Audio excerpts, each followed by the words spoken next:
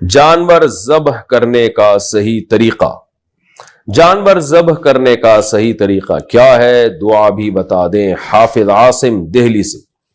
صحیح طریقہ یہی ہے، جانور کو لٹا دیں آپ جیسے کہ لٹایا جاتا ہے، اپنا چہرہ قبلے کی طرف کر دیں، جانور کبھی قبلے کی طرف ہو جائے گا خود بخود جب آپ کا رخ ہوگا، یعنی ذبح کرنے والے کا رخ قبلے کی طرف ہونا بہتر ہے۔ اور جانور کی جو 4 رگیں ہیں وہ جب کٹ جائیں تو بس اتنا اس پہ چھری روک دی جائے، یعنی ایک سانس کی نالی ہے، ایک خوراک کی نالی ہے، اور 2 نالیاں خون کی نیچے کی طرف ہوتی ہیں، اس میں پریشر کے ساتھ خون نکلتا ہے۔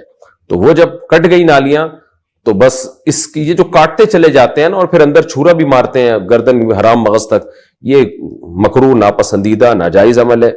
جانور تو حرام نہیں ہوتا اس سے، لیکن یہ ناجائز عمل ہے کیونکہ یہ خلاف سنت ہے، اور اس کا ایک نقصان یہ ہوتا ہے کہ جانور کو تکلیف بھی اچانک بہت ہوتی ہے۔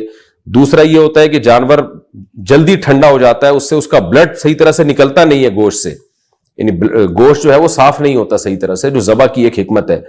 تو اس لیے قصائیوں کو ذرا کنٹرول کرنے کی ضرورت ہے، ان کو سمجھانے کی ضرورت ہے کہ بھئی بس 4 رگیں کاٹیں اور اس کے بعد پتلی گلی سے نکل جائیں۔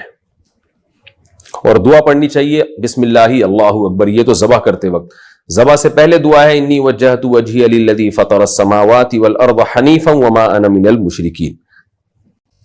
مشترکہ جانور میں پائے وغیرہ کی تقسیم کا طریقہ، مشترکہ جانور میں پائے کس طرح تقسیم کریں؟ طارق امین نوشہرہ سے۔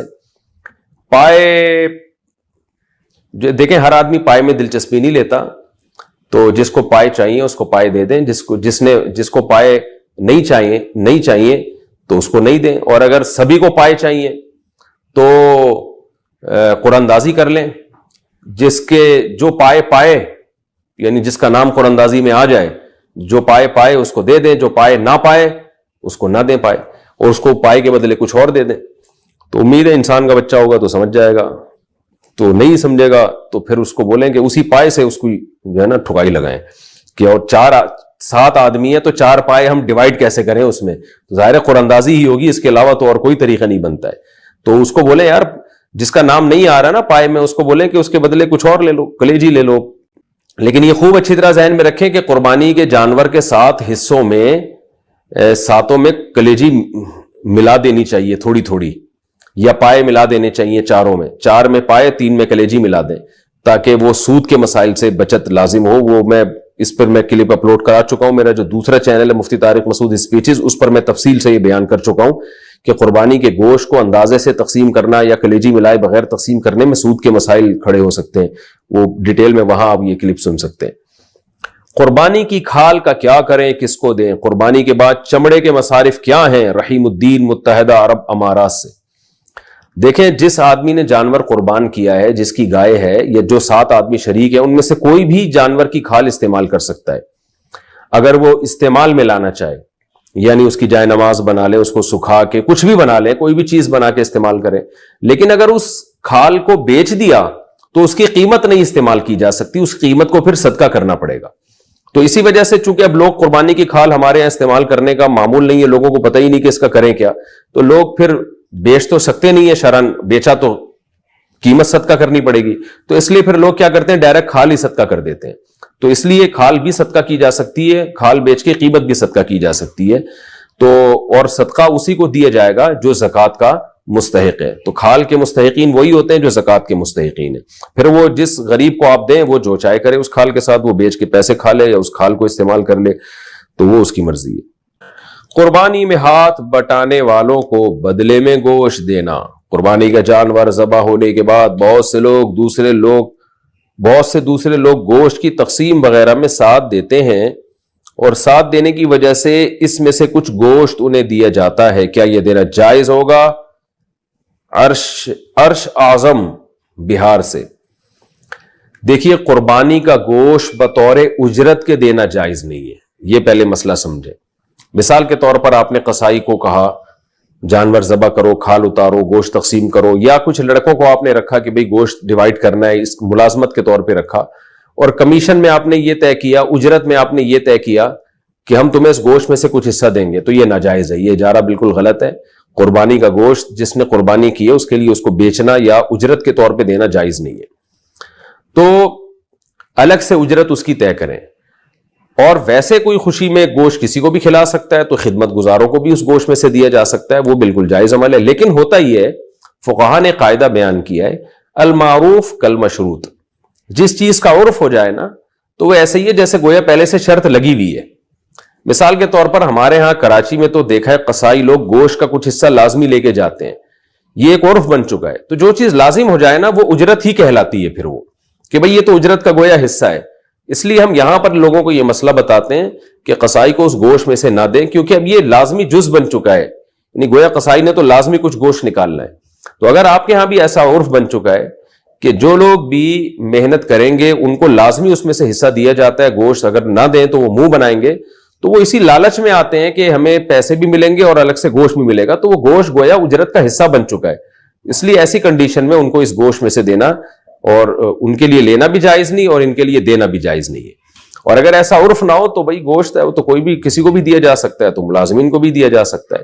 تو بہتر یہی ہے کہ اس رسم کو ترک کر دیا جائے تاکہ شبہے سے مال بالکل پاک ہو جائے اور یہ معاملہ جو ہے شبہے سے بالکل پاک ہو جائے. ان کو الگ سے پیسے دیں خدمت کے، اور اگر پیسے کم لگ رہے ہیں تو پیسے بڑھا دیں، ان کو یہ کہہ دیں کہ بھئی اس گوشت میں سے آپ نہ نکالیں. قربانی کا گوشت 3 حصوں میں تقسیم کرنا کیا لازم ہے؟ قربانی کے گوشت کو 3 حصوں میں یعنی اپنے علاوہ اور رشتہ داروں اور غریبوں میں تقسیم کرنا کیا لازم ہے؟ یہ سارا گوشت خود بھی رکھ سکتے ہیں. بنت طالب کراچی سے. 3 حصوں میں تقسیم کرنا لازمی نہیں ہے، بہتر ہے، افضل ہے، سنت ہے. قرآن نے کہا ہے کہ کلوا منہا واطعموا البائس الفقیر، خود بھی کھاؤ اور فقیروں کو بھی کھلاؤ. تو اس لیے قرآن کا حکم ہے بہرحال، تو ایک بہت تاکیدی چیز ہے کہ قربانی کا گوشت خود بھی کھانا چاہیے اور کھلانا بھی چاہیے. تو البتہ یہ ضرور ہے، یہ جو فقہا بیان کرتے ہیں 3 حصے، تو یہ 3 حصے ان کے لیے بیان کرتے ہیں کہ ایک حصہ غریبوں کو، ایک حصہ رشتہ داروں کو. تو رشتہ داروں سے مراد جو غریب رشتہ دار ہیں ان کے لیے. تو اگر آپ کے سارے رشتہ دار مالدار ہیں، یہ سب قربانی کر رہے ہیں، تو پھر ضرورت نہیں ہے ان کے لیے، بلکہ ایک حصہ 1/3 حصہ آپ صدقہ کر دیں. اور اگر آپ خود غریب ہیں تو پھر فقہا نے بیان کیا ہے پھر سارا خود رکھ لینا ہی افضل ہے، کیونکہ اپنے بچوں کا حق دوسروں سے بہرحال زیادہ ہے. وہ بعض ایسے غریب پائے جاتے ہیں جن کے بچوں کو پورے سال گوشت کھانے کو نہیں ملتا، بیچارے سبزیاں کھا رہے ہوتے ہیں پورے سال اور وہ بھی صحیح طرح نہیں ملتا ان کو کھانے کو. تو اگر کوئی ایسا غریب آدمی جس کے بچوں کو پورے سال گوشت کھانے کو نہ ملے، بیوی بچوں کو، اس کے اقربا کو، تو وہ قربانی کا گوشت اگر سارا کا سارا خود رکھ لیتا ہے تاکہ کچھ دن تک ہم گوشت سے لطف اندوز ہو سکیں، گوشت کھا سکیں، تو یہ بھی ٹھیک ہے غریب آدمی کے لیے، بلکہ یہ زیادہ بہتر ہے. کیونکہ بہرحال اپنے بچوں کا حق، وہ بھی تو غریب ہی ہے نا، اپنے خود آدمی غریب ہے تو اس کے بچے بھی غریبی کہلائیں گے. تو اپنے غریب بچوں کا حق یہ دوسروں سے اسلام میں زیادہ ہے. ہاں جو متوسط درجے کے لوگ ہیں جو گوشت پورے سال کھاتے ہیں یا مالدار لوگ ہیں، ان کے لیے بہرحال افضل یہی ہے کہ کم سے کم 1/3 گوشت وہ صدقہ کریں، کیونکہ آپ تو کھاتے رہتے ہیں، اور 1/3 آپ غریب رشتہ داروں کو کھلا دیں، 1/3 خود کھا لیں. تو یہ کوئی اس میں کوئی لازم حکم نہیں ہے، افضل حکم ہے یہ. قربانی کا گوشت کتنے دن تک استعمال کر سکتے ہیں؟ قربانی کا گوشت کتنے دن تک استعمال کر سکتے ہیں؟ عثمان گوجراں والا، جتنے دن آپ کا فریج برداشت کر لے. تو جائز ہے، پورا سال بھی اسٹور کر سکتے ہیں آپ، لیکن افضل یہی ہے کہ ویسے بھی اللہ کو پسند نہیں ہے، اگر آپ مالدار ہیں تو ذخیرہ اندوزی اور چیزوں کو جمع کرنا ایک نامناسب سا کام ہے. ویسے بھی گوشت کی جو تازگی ہے وہ ختم ہو جاتی ہے. تو قرآن کہتا ہے کھاؤ بھی کھلاؤ بھی. قربانی کے گوشت کے بارے میں قرآن کہہ رہا ہے تو کھائیں، جتنا تازہ کھا سکتے ہیں کھا لیں، باقی کھلا دیں، لوگوں میں بانٹ دیں، غریبوں کو دے دیں. تو اگر آپ غریب ہیں اور آپ کو کے بچوں کو گوشت نہیں ملتا پورے سال کھانے کو، تو پھر اسٹور کریں، پھر کوئی حرج نہیں ہے اس میں، پورے سال چلا دیں، آپ بچے کھاتے رہیں اس میں سے. لیکن اگر آپ غریب نہیں ہیں، متوسط ہیں یا مالدار ہیں، پھر بہتر یہی ہے کہ جتنا کھا سکتے ہیں کھائیں، اور جو بجائے 6 مہینے اسٹور کرنے کے جب گوشت کا ذائقہ بھی خراب ہو جائے گا تو بہتر یہی ہے کہ اس کو کھا کے تقسیم کر دیں اس کو. لیکن یہ کوئی لازمی حکم نہیں ہے، شریعت میں جائز ہے، آپ پورے سال بھی اسٹور کر سکتے ہیں. عید والے دن قربانی تک روزہ رکھنا کیسا ہے؟ کیا عید والے دن قربانی تک روزہ رکھنا سنت عمل ہے؟ اگر ہاں تو کیا برش وغیرہ کر سکتے ہیں یا پانی پی سکتے ہیں؟ بنت عزیز احمد انڈیا سے. عید کے دن تو روزہ رکھنا حرام ہے. ہاں یہ ضرور ہے کہ رسول اللہ صلی اللہ علیہ وسلم عید الفطر میں نماز سے پہلے کچھ کھایا کرتے تھے, کھجور وغیرہ تناول فرمایا کرتے تھے, اور عید الاضحیٰ میں آپ صلی اللہ علیہ وسلم بقرعید کا جو جانور کا جو گوشت ہے, قربانی کا گوشت, اس سے آپ کھانے کی ابتدا کرتے تھے. تو بہتر یہ ہے کہ بقرعید والے دن آپ کچھ نہ کھائیں اور پہلا لقمہ جو آپ کے پیٹ میں اترے وہ قربانی کے جانور کا گوشت ہونا چاہیے. یہ افضل عمل ہے, لیکن کوئی لازمی نہیں ہے. اور خاص طور پر آج کل لوگ خود تو قربانی کرتے نہیں ہیں, قصائیوں کو بلاتے ہیں, اس میں کئی گھنٹے گزرے جاتے ہیں, صبح سے لے کے وہ دوپہر تک بھوکے رہنا مشکل ہوتا ہے. تو کوئی کھا بھی لے پہلے تو کوئی حرج نہیں ہے. البتہ افضل یہی ہے کہ پہلا نوالا قربانی کے گوشت کا اترنا چاہیے, بہتر ہے. تیسرے دن قربانی ہو تو بال اور ناخن کب کاٹیں گے؟ اگر مجھے تینوں دن قربانی کرنی ہو تو میں اپنے بال اور ناخن پہلے دن قربانی کے بعد کاٹ سکتا ہوں, یا پھر ساری قربانی کرنے کے بعد تیسرے دن کاٹنا بہتر ہے؟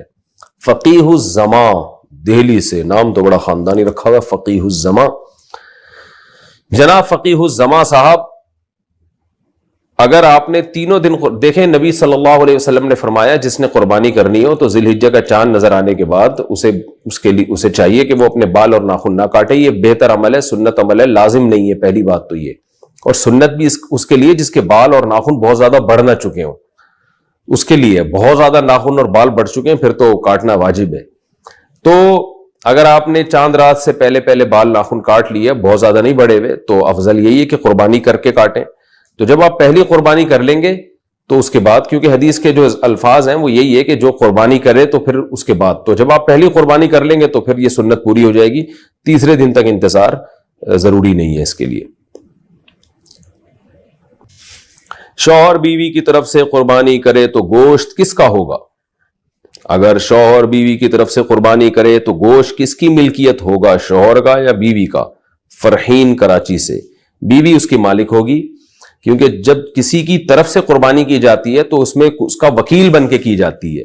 یعنی یہ اس کا مطلب یہ ہوتا ہے کہ اصل قربانی وہ کر رہا ہے, یہ ان کے نمائندہ بن کے قربانی کر رہا ہے. تو پیسے کوئی بھی خرچ کرے, مالک وہی ہوگا جس کی طرف سے قربانی کی جا رہی ہے. تو شوہر کی طرف سے گویا کہ یہ پیسے گفٹ سمجھے جائیں گے, یوں سمجھا جائے گا گویا شوہر نے پیسے بیوی کو گویا ہدیہ دے کے اس کی طرف سے قربانی کی ہے, تو وہ اس لیے مالک عورت ہی سمجھی جائے گی اس گوشت کی.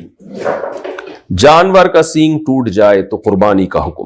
ہم نے قربانی کے لیے بیل خریدا ہے لیکن کسی وجہ سے اس کا ایک سینگ بالکل جڑ سے ٹوٹ چکا ہے, تو کیا اس کی قربانی ہو جائے گی یا نہیں, یا دوسرا جانور خریدنا ہوگا؟ اگر جڑ سے بالکل اکھڑ گیا ہے, ایک تو ہوتا ہے نا ٹوٹ جانا جڑ سے کہ اس کی جڑ باقی ہے اور وہ اگ سکتا ہے دوبارہ, تو قربانی جائز ہے. لیکن اگر بالکل اکھڑ گیا ہے اور اس کا اندر کا مغز نظر آنا شروع ہو جاتا ہے ایسی صورت میں, تو اگر اکھڑ گیا تو پھر اس کی قربانی ٹھیک نہیں ہے, آپ کو دوسرا جانور خریدنا پڑے گا اگر آپ مالدار ہیں. دم کٹے ہوئے جانور کی قربانی. دم کٹے ہوئے جانور کی قربانی کیسی ہے شبیر احمد؟ آدھے سے زیادہ اگر جانور کی دم کٹ گئی ہے تو پھر اس کی قربانی جائز نہیں ہے, آدھے سے کم کٹی ہے تو پھر جائز ہے. بیرون ملک والے پاکستان میں قربانی کیسے کریں؟ میں سعودی عرب میں رہتا ہوں, میرا پاکستان میں قربانی کرنے کا ارادہ ہے, جبکہ پاکستان میں ایک دن بعد عید ہوتی ہے, اس میں کوئی حرج تو نہیں؟ اختر شاہ سعودی عرب سے. اگر آپ کی قربانی سعودی عرب والے دن کے حساب سے یہاں ہوگی تو پھر قربانی نہیں ہوگی. آپ یہاں عید کا پہلا دن ہوگا اور سعودی عرب میں دوسرا دن ہوگا تو پھر قربانی آپ کی جائز ہے, کیونکہ دونوں جگہ بقرعید ہونا ضروری ہے. تو اسی وجہ سے اللہ نے بقرعید کے شاید 3 دن رکھے ہیں کہ کسی 3 دن میں یہ ہوتا ہے کہ کوئی نہ کوئی دن میچ کر رہا ہوتا ہے کسی دوسرے ملک سے. تو ایسے دن قربانی کریں گے جس دن آپ کے ہاں بھی بقرعید ہو اور یہاں بھی بقرعید ہو. تو دوسرا دن اکثر ایسا ہوتا ہے کہ سعودی عرب میں جو دوسرا دن ہے یہاں پہلا دن ہوتا ہے, تو ایسی صورت میں آپ کی قربانی یہاں ہو جائے گی. امریکہ والے پاکستان میں پہلے دن قربانی کر سکتے ہیں اگر پاکستان اور امریکہ میں ایک ہی دن عید ہو. تو اگر ہم پاکستان میں قربانی کریں تو وہ ہم سے 12 گھنٹے آگے ہے, کیا اس کی وجہ سے ہماری قربانی پر کوئی اثر تو نہیں پڑے گا؟ شہاب اظہار امریکہ سے. دونوں جگہ بقرعید ہونا ضروری ہے. جب آپ امریکہ میں قربانی کریں گے تو یہاں چونکہ 12 گھنٹے آگے ہے تو یہاں پر 12 گھنٹے بقرعید کو گزرے ہوئے ہو چکے ہوں گے, تو اس لیے یہاں قربانی درست ہوگی. لیکن پاکستان والا اگر امریکہ میں قربانی کرے گا تو پھر یہ ضروری ہے کہ وہ 12 گھنٹے گزار کے کرے، کیونکہ یہاں قربانی ہے اور ابھی امریکہ میں صبح صادق ہی نہیں ہوئی ہے تو پھر قربانی نہیں ہوگی. تو ایسا ٹائم پہ قربانی ہوگی کہ دونوں جگہ بقرعید داخل ہو چکی ہو، پھر قربانی درست ہو جائے گی. قربانی کا گوشت کیا غیر مسلم کو دے سکتے ہیں؟ قربانی کا گوشت غیر مسلم کو دینا کیسا ہے؟ یہاں اکثر غیر مسلم کے ساتھ کاروبار وغیرہ کے معاملات ہوتے ہیں اور وہ بے تکلفی سے گوشت کا سوال کر دیتے ہیں، اس بارے میں شرعی کیا حکم ہے؟ خالد خان یو پی سے. جی بالکل جائز ہے قربانی کا گوشت غیر مسلم کو دینا، خاص طور پر اگر وہ آپ کا کلیگ ہے یا آپ کے پڑوس میں رہتا ہے. تو قرآن مجید میں اللہ تعالیٰ نے کوئی بھی شخص، کوئی بھی انسان جو آپ کے ساتھ جس کا اٹھنا بیٹھنا ہو، اللہ تعالیٰ نے اس کے ساتھ اچھے سلوک کا حکم دیا ہے.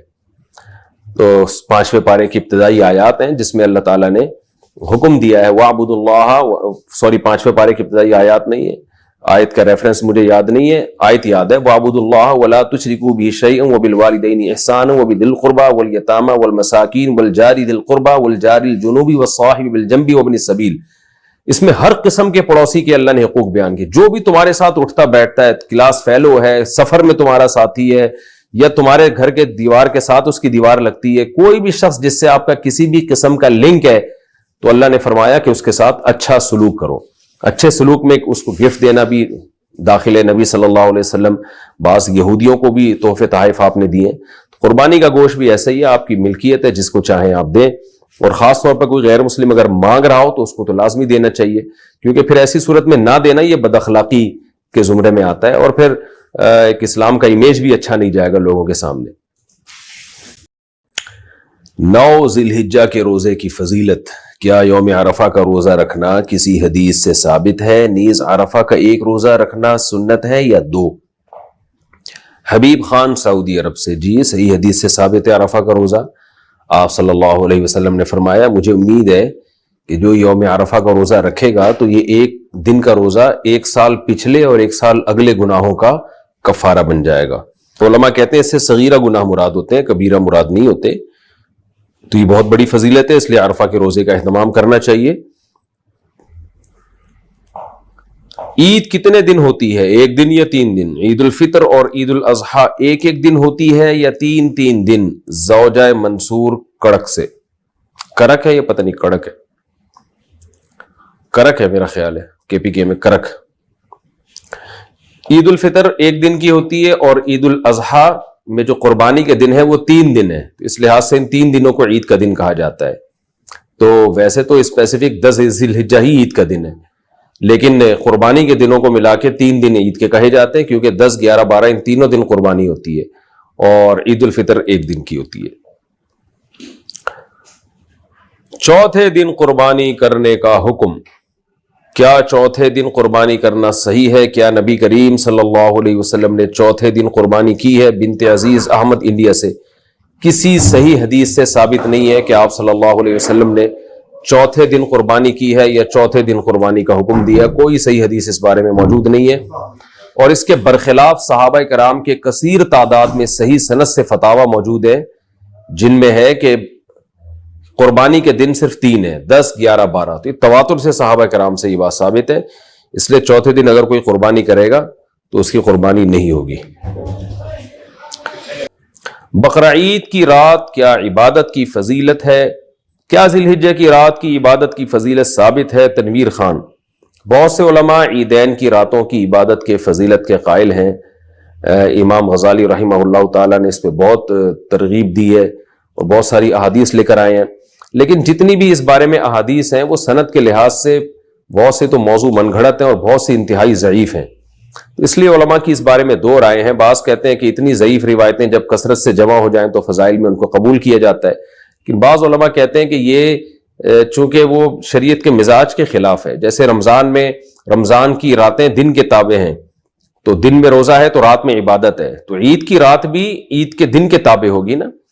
تو جب رمضان کے چاند نظر یعنی عید کا چاند نظر آ گیا تو رمضان من کل الوجوہ ختم ہو گیا اپنے تمام لوازمات کے ساتھ، تو جو راتوں کی عبادت کی فضیلت تھی وہ بھی ختم ہو گئی. بہت سے یعنی جو علماء عید کی رات کی عبادت کی فضیلت کے قائل نہیں، ان کی دلیل میں دے رہا ہوں کیونکہ میرا رجحان بھی اسی طرف ہے. اور اس بارے میں حضرت مفتی رشید احمد صاحب کا اصل فتاوی میں ایک تحقیق بھی ہے، وہ بھی پڑھ لی جائے. تو عید کی رات، عید کا دن جو ہے نا وہ عید کی رات یعنی جو رات ہے وہ دن کے تابع ہوتی ہے. تو جیسے ہی رمضان گیا تو اپنے تمام لوازمات کے ساتھ گیا ہے. اب جب رمضان کے بعد جو رات آئے گی، جو عید کی رات ہوگی، وہ عام راتوں کی طرح ایک رات ہے. اس میں کوئی عبادت کرے تو ٹھیک ہے، نہیں کرے تو بھی ٹھیک ہے، کوئی الگ سے فضیلت نہیں ہے اس کی.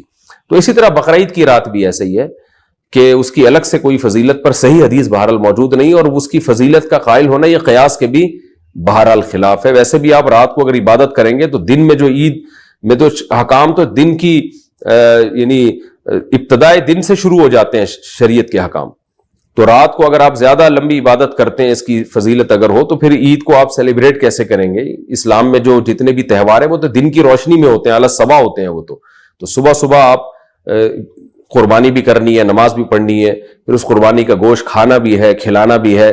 تو یہ رات کی عبادت اگر لمبی ہوگی تو یہ کیسے ہوگا یہ عمل؟ تو بہرحال بہت ساری چیزیں اس میں خلاف قیاس ہیں، اس لیے اصول شریعت کے خلاف ہیں گویا کہ. تو بہت سے علماء اس کی فضیلت کے قائل نہیں ہیں. بہرحال مسئلہ چونکہ اختلافی ہے دونوں طرف علماء، اس لیے اس مسئلے میں شدت جائز نہیں ہے. میرا جو رجحان ہے، اور بعض دیگر بڑے علماء کی وجہ سے ان کی تحقیق ہے اور اس سے مجھے وہ لگتی ہے صحیح، تو میرا بھی رجحان اسی طرف ہے، کیونکہ اس کی فضیلت پر کوئی بھی ایک صحیح حدیث موجود نہیں ہے. نماز عید سے پہلے قربانی کا حکم. کیا عید کی نماز سے پہلے قربانی جائز ہے؟ اگر کسی کو علم نہ ہو اور اس نے قربانی کر دی تو اس کے بارے میں کیا حکم ہے؟ ہدایت اللہ کشمیر سے. نبی صلی اللہ علیہ وسلم کے دور میں صحابی رسول نے عید کی نماز سے پہلے قربانی کر دی تھی، تو آپ نے فرمایا کہ صرف تمہارے لیے یہ کافی ہے، آئندہ کوئی بھی عید کی نماز سے پہلے اگر قربانی کرے گا تو اس کی قربانی ادا نہیں ہوگی. تو ان صحابی کی یہ خصوصیت تھی. تو نماز سے پہلے اگر کسی نے قربانی کر دی ہے تو قربانی ادا نہیں ہوتی. یہ حکم شہر کا ہے. گاؤں دیہات جہاں عید کی نمازیں ہوتی نہیں ہیں وہاں صبح صادق کے بعد بھی قربانی کی جا سکتی ہے. البتہ شہر میں کسی بھی جگہ عید کی نماز ہو گئی ہو اور آپ نے قربانی کر دی تو قربانی ہو جائے گی. یعنی آپ کے محلے میں عید کی نماز دیر سے ہو رہی ہے تو آپ نے قربانی پہلے کر دی، لیکن کسی اور محلے میں پہلے نماز ہو چکی ہے تو بھی قربانی ادا ہو جائے گی. تو اس لیے عید کی نماز تو شہروں میں بعض جگہوں پہ بہت جلدی ہو جاتی ہے. تو آپ تحقیق کر لیں، اگر کسی نے عید کی نماز یعنی پورے شہر میں کہیں نماز ہو چکی تھی اس کے بعد قربانی کی ہے تو بھی قربانی ادا ہو گئی ہے اس کی. اچھا، اس میں علم ہو یا نہ ہو اس سے کوئی فرق نہیں پڑتا. جہالت کوئی شرعی عذر نہیں. اگر کسی کو مسئلے کا علم نہیں تھا اور اس نے نماز سے پہلے قربانی کر دی تو بھی قربانی نہیں ہوگی. دوسری جگہ جلدی نماز پڑھ کر نماز سے پہلے قربانی کرنا. ہمارے گاؤں میں عید کی نماز 9 بجے کے بعد ہوتی ہے اور قریب شہر میں 7 بجے ہو جاتی ہے. ہماری فیملی کی مشترکہ قربانی ہے بڑے جانور میں. کیا میں شہر میں عید کی نماز ادا کر کے باقی حصے داروں سے اجازت لے کر گاؤں کی عید کی نماز ادا ہونے سے پہلے آ کر قربانی کر سکتا ہوں؟ سعید احمد چیچا وطنی سے. نہیں کر سکتے. پہلی بات تو یہ کہ گاؤں میں عید کی نماز ہوتی نہیں ہے شرعن. جو چھوٹے چھوٹے گاؤں ہوتے ہیں نا، کیونکہ نبی صلی اللہ علیہ وسلم کے دور میں جمعہ اور عید کی نماز شہر میں ہوا کرتی تھی. کوئی ہمیں صحیح حدیث ایسی نہیں ملتی کہ کسی دیہات میں نبی کے دور میں عید کی نماز ادا ہوئی ہو، بلکہ یہ ہمیں ملتا ہے کہ جمعے کی نماز اور عید وغیرہ پڑھنے کے لیے گاؤں میں لوگ شہر میں آیا کرتے تھے. مدینہ منورہ میں آپ صلی اللہ علیہ وسلم کی اقتدا میں نماز پڑھا کرتے تھے اور باریاں لگتی تھی کہ عوالی مدینہ سے، جو مدینہ کے اطراف سے لوگ آیا کرتے تھے. لیکن اگر یہ بڑا گاؤں ہے، بہت بڑا قصبہ ہے جہاں نماز جائز ہے، عید کی نماز ہوتی ہو، وہاں پہ بڑے قصبے میں کا حکم بھی شہری کا ہوتا ہے، تو پھر اگر شہر میں عید کی نماز ہو گئی ہے اور اس بڑے قصبے والے گاؤں میں عید کی نماز نہیں ہوئی ہے، یہاں قربانی جائز نہیں ہوگی، بلکہ اس گاؤں میں کہیں نہ کہیں عید کی نماز پہلے ہو گئی ہو، اس کے بعد قربانی ادا ہوگی. تو اس لیے آپ شہر میں نماز جلدی ہو گئی اور آپ جلدی جلدی نماز پڑھ کے گاؤں میں آ کے یہاں ہونے سے عید کی نماز ہونے سے پہلے ہی اگر آپ قربانی کر دیں گے تو قربانی آپ کی یہ جو آپ کے حصے دار ہیں ان کی قربانی نہیں ہوگی. اور ظاہر ہے ایک گائے میں ایک آدمی کی بھی قربانی نہ ہو تو پھر کسی کی بھی قربانی نہیں ہوتی. لیکن میں نے پہلے بتا دیا کہ یہ وہ گاؤں ہو جو بڑا قصبہ ہو جس میں جمعے کی نماز اور عید کی نماز جائز ہو. اگر یہ چھوٹی سی کوئی شہر سے بہت دور کوئی چھوٹی سی آبادی ہے اور گاؤں ہے، یعنی اس میں کوئی شہر کے لوازمات ہے ہی نہیں اس میں، تو پھر یہاں قربانی جائز ہے، کیونکہ گاؤں میں عید کی نماز ہوتی نہیں ہے تو گاؤں اور دیہات کے رہنے والے لوگوں کے لیے صبح صادق کے بعد بھی بقرعید والے دن قربانی جائز ہوتی ہے، یعنی فجر کا ٹائم داخل ہو جائے تو وہ قربانی کر سکتے ہیں۔ ذی الحجہ میں ایام 20 کے روزوں کا حکم۔ ذی الحجہ کے مہینے میں ایام 20 کے روزے کب رکھیں گے؟ سنا ہے کہ 13 ذی الحجہ کا روزہ نہیں ہوتا۔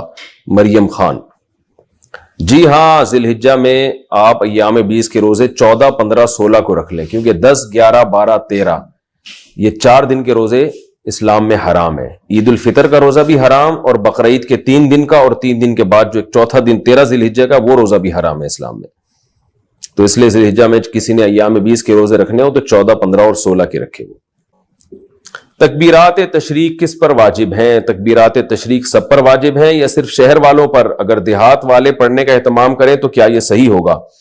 امام ابو حنیفہ کے نزدیک تو صرف شہر والوں پر تکبیرات تشریق واجب ہیں، اور بھی مزید شرائطیں ان کے ہیں، لیکن صاحبین کے نزدیک مرد پر، عورت پر جماعت سے نماز پڑھیں یا انفرادی نماز پڑھیں، شہر میں رہتے ہوں یا گاؤں میں رہتے ہوں، سب پر واجب ہے، اور فتویٰ اس میں صاحبین کے قول پر ہے۔ تو اس لیے جو بھی عاقل بالغ ہے، چاہے مرد ہو یا عورت، تو 9 ذی الحجہ سے لے کے 13 ذی الحجہ، 9 ذی الحجہ کی فجر سے لے کے 13 ذی الحجہ کی عصر تک سب پر لازم ہے کہ نماز کے بعد، فرض نماز کے بعد، اللہ اکبر، اللہ اکبر، لا الہ الا اللہ، اللہ اکبر، اللہ اکبر وللہ الحمد، یہ ایک مرتبہ زور سے پڑھیں۔ عورتیں آہستہ پڑھیں گی، مرد بلند آواز سے پڑھیں گے۔